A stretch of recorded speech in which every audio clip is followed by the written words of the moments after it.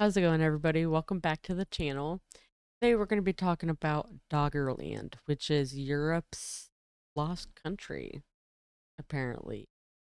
So, I read something about, could it have been the tsunami that took over? I have no idea. So, that's what we're going to check out. Do it. Accommodating a population of more than Europe.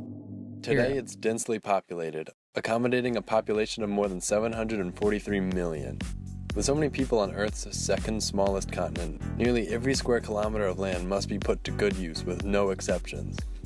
But what if I told you there was a massive piece missing from it? You'd probably say we have satellites, so there's no way we could have missed that. But it's true. And no, I'm not talking about some little island somewhere. I'm talking about a landmass roughly the size of Great Britain, which was once as densely populated as the rest of Europe, but that's now completely missing from the map. Here's a picture of modern-day Europe. And here's what it looked like roughly 8,000 years ago, minus the glaciers. You might notice the most change happens right here in the North Sea. Here it is again, today and 8,000 years ago. Wow. Here's a closer map with modern-day borders drawn in, so you can really see the difference. You can see this area that was once the North Sea is now almost entirely land. This is called Doggerland, and all evidence indicates that it was once a fertile and populated lowland region. In fact, it has been predicted that Doggerland might have been the richest hunting area in all of Europe during the Mesolithic period, and could have attracted huge numbers of people to it. Many prehistoric tools, weapons, and even man-made structures have been discovered in the lands beneath the water. Fishermen here have even discovered prehistoric skeletons of mammoths, rhinoceros, and lions. Wow. Studying the contours of the ocean floor here also revealed many lake beds and river valleys. In fact, roughly 10,000 miles of river channels have been revealed through the use of seismic surveys. It was even found that several important rivers in Europe today, including the Thames, Rhine, Seine, Meuse, and Scheldt, once all joined together to form a single impressive river which ran through where the English Channel is today. Okay, so by now you must be asking. There's a lot of channels in there. Probably just got swallowed up. Rhine, Seine, Meuse, and Scheldt once all joined together to form a single impressive river which ran through where the English Channel is today. Okay, so by now you must be asking what happened to Doggerland. Yeah. As many of you might have guessed, cause number one of the disappearance of Doggerland was glacial melt. As the last ice age came to a close, glaciers receded and all that water had to go somewhere, and sea levels rose by an estimated 120 meters as a result. Wow. But this wasn't enough to fully submerge Doggerland, and actually a fair amount of land still remained after the sea levels rose to where they are today. The second cause is a process known as isostatic rebounding, which is exactly what it sounds like. Well, what does it sound like, you might ask? In short, during the ice ages, the glaciers to the north of Doggerland weighed so much on the crust they actually pushed the crust down into the mantle and hoisted the surrounding areas further up, like a seesaw, but on a massive scale. Wow. Once this ice started melting, this process began to reverse, and the elevation of all of Doggerland actually decreased, while the elevation of the area that had previously been under ice increased until everything was back to normal. Even greater portions of Doggerland were lost as this process took its toll on the land. This process of isostatic rebounding is still happening today, mostly in Canada, Norway, and Antarctica, even thousands of years after the ice age has ended, and will likely continue for a few thousand more years. But even after all this had occurred, an island approximately the size of Denmark remained in the North Sea, and this is what's now called Dogger Bank, a very shallow portion of the North Sea, and is where Doggerland got its name from. Pretty much the last part of it, then, is what now it's just a little bank. But that's no longer there either, so what happened to Dogger Bank? This is where it starts getting speculative. Cause 3, well, it's more of a recent hypothesis. It suggested that the final event which caused the total submersion of Doggerland was a mega tsunami. And yes, that's the technical term for it. You see, just a couple thousand miles away, off the coast of Norway, around 6200 BCE, there was a series of 3 massive underwater landslides, collectively called the Storegga Slide, most likely caused by an earthquake nearby. This event created one of the largest tsunamis known to man, and sediments from this tsunami have been found all over the North Atlantic region. That is my fear of getting lost in the ocean or getting sucked up into the water, drowning and falling very lowest part of the ocean and just that's just so scary. So scary. Fossils found in the sediment layer created by this event roughly match the time the Doggerland became inundated with water. This is also thought to have been the event which separated Great Britain from continental inundated. Fossils found in the sediment layer created by this event roughly match the time the Doggerland became inundated with water. This is also thought to have been the event which separated Great Britain from continental Europe for good.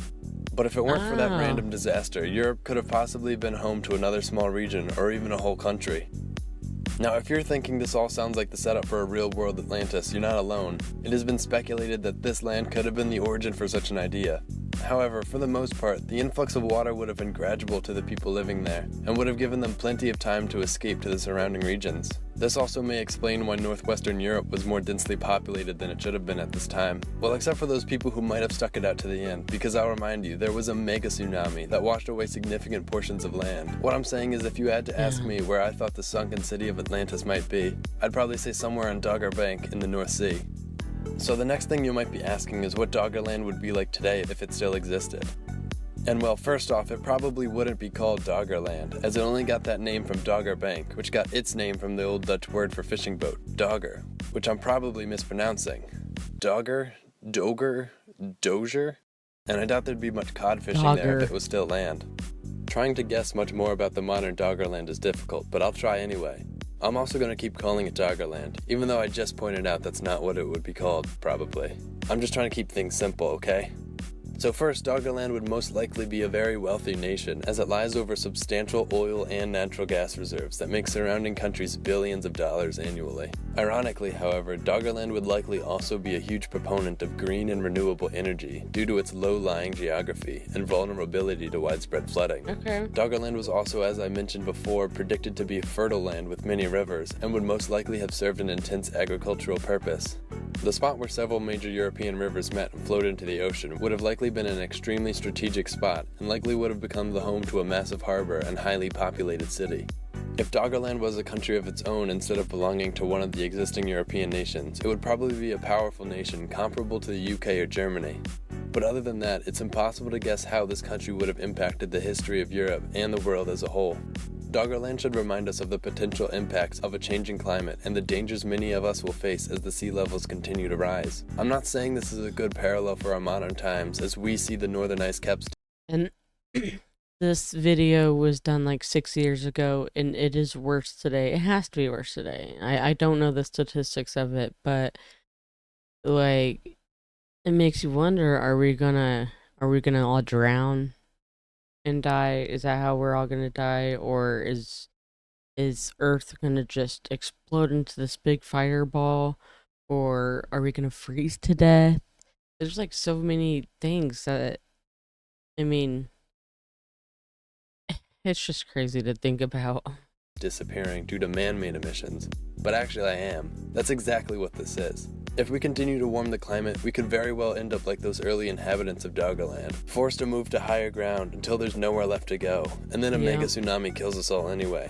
What I'm saying is we should look out for mega tsunamis more, and take this as a lesson that we must adapt to Earth, not the other way around. Yeah, so maybe no we should doubt. carpool and recycle and not eat so much beef. Thanks for watching, I hope you enjoyed this, and look for more videos from me in the future. And please Yeah. Mother Nature is not nice. She is not a nice lady.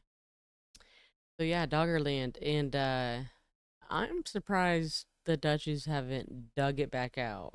They are so like they're famous for like just I mean they'll pull land out of their ass. They find land somehow. They find land. Um, but yeah, that's what they're famous for, and they're great. They're amazing. Um, yeah. Thank you guys so much for watching. I really appreciate it. Don't forget to subscribe so you don't miss out on any more content. I appreciate you. Thanks for watching. I'll see you in the next video. Bye, guys.